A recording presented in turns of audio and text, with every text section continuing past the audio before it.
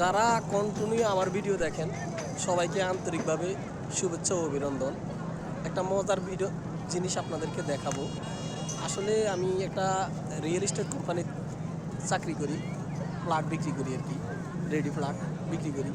তো ওই কোম্পানির ওয়েতে আমি কক্সবাজার আসছিলাম। আমার আসলে যে দায়িত্বটা দেওয়া হয়েছে দায়িত্বটা আমি সম্পূর্ণ করতে পারছি মহান আল্লাহ তাআলার অশেষ রহমতে। তাই আমাকে এখানে দাওয়াত করছে যে আসেন একটু ভ্রমণ করে যান।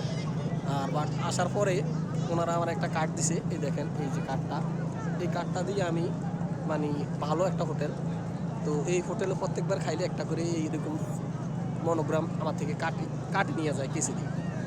তো আমি কখনো ভাবি না এরকম একটা অদ্ভুত পরিস্থিতি হবে টাকা ছাড়া খাইমু, বাট যে ডে খাওয়া দাওয়া করি আমি কোনো সমস্যা নেই।